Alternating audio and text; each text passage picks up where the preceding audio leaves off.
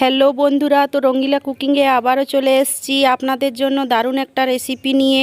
তো আমি এই রেসিপিটির নাম রেখেছি পটল সুন্দরী। তো আপনারা কমেন্ট করে অবশ্যই জানাবেন এই রেসিপিটির নাম আপনারা কি দেবেন। তো অবশ্যই ভালো লাগলে লাইক শেয়ার কমেন্ট করবেন, আর সাথে বেল আইকনটি দেবেন, আর বন্ধুদের সাথে অনেক অনেক শেয়ার করবেন। তো এই রেসিপিটি আমি ছোলার ডাল দিয়ে আর পটল দিয়ে বানিয়েছি এই রেসিপিটি। তো চলুন দেখে নেন আমি কিভাবে পটল সুন্দরীর রেসিপিটি বানিয়েছি। তো অবশ্যই আপনাদের সাথে শেয়ার করছি।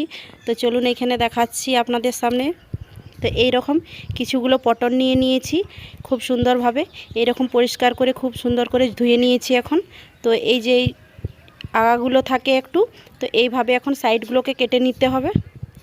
তো সব পটলের সাইজগুলো আমি এখন এই রকম ধরনেরই নিয়েছি।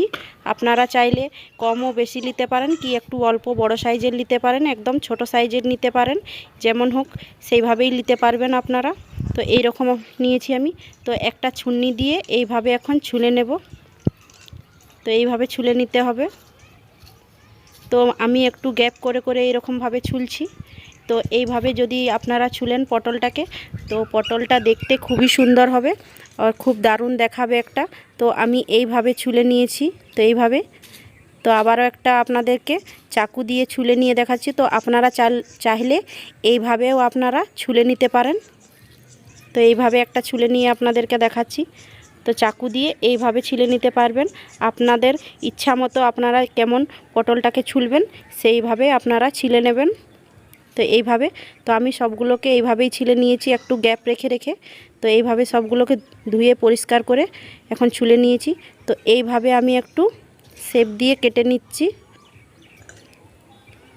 তো এইরকমভাবে, তো আপনারা চাইলে একটু ছোট ছোট সাইজেরও কাটতে পারেন, ইয়া লম্বা লম্বাও কেটে নিতে পারেন। তো আমি এই রকম সাইজের করে কেটে নিচ্ছি।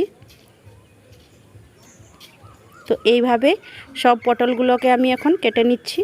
তো এইখানে আমার কাটা হয়ে গেছে সব পটলগুলো। এখন জলের মধ্যে আবারও একটু ভালো করে এখন ধুয়ে নেব আমি।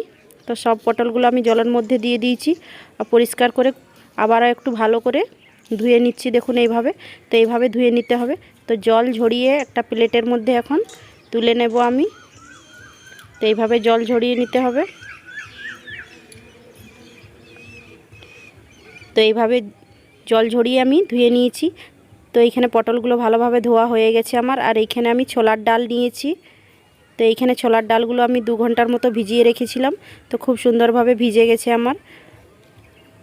তো এইখানে আমি দিয়ে দিচ্ছি অল্প একটু হলুদের গুঁড়ো, তার সাথে কাশ্মীরি লাল লঙ্কার গুঁড়ো, আর স্বাদ অনুসার একটু অল্প করে নুন দিয়ে দিচ্ছি। আর পটলগুলোর উপরে খুব ভালোভাবে এখন মেখে নিতে হবে এইভাবে। তো ছোলার ডালটা আমি এখন পিষে নেব। তো দেখুন এইভাবে। তো এখন দেখুন ছোলার ডালটা আমি পিষে নিয়েছি, আমি শিলের মধ্যে দিয়ে নিয়েছি এইখানে।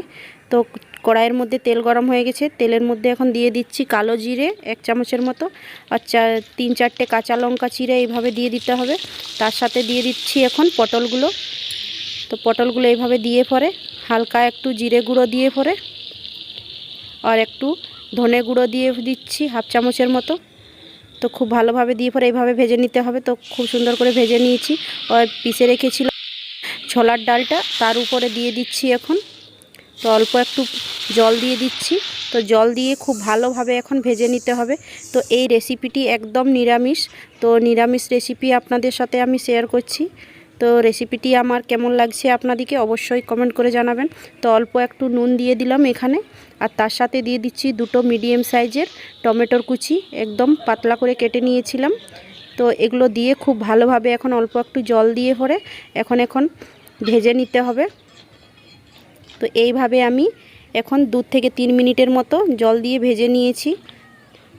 তারপরে আমি দিয়ে দিচ্ছি এখন পরিমাণ মতো 1 বাটির মতো জল দিয়েছি।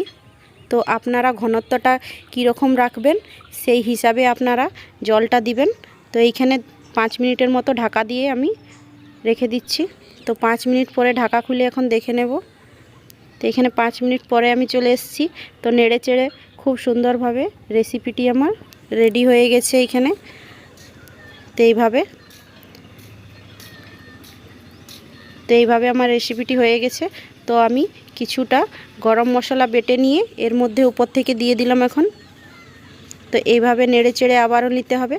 তো আমার রেসিপিটি হয়ে গেছে, আপনাদেরকে সার্ভ করে নিয়ে দেখাচ্ছি। দেখুন, তো এইভাবে আমি সার্ভ করে নিচ্ছি। তো রেসিপিটি আপনাদেরকে কেমন লাগলো? তো এই রেসিপিটির আমি নাম রেখেছি পটল সুন্দরী। তো আপনারা অবশ্যই কমেন্ট করে জানাবেন যে এই রেসিপিটি ছোলার ডাল দিয়ে আপনাদেরকে কেমন লাগলো। একদম বিলকুল নিরামিষ এই রেসিপিটি বানিয়েছি আমি। ভাত ও রুটির সাথে কিংবা পরোটার সাথে আপনারা খুব ভালো করে খেতে পারবেন মজা করে। আর রেসিপিটি খুবই ভালো লাগবে। এই ধরনের রেসিপি অবশ্যই আপনারা বাড়িতে একবার ট্রাই করে দেখবেন। তো ভালো লাগলে লাইক শেয়ার কমেন্ট করবেন।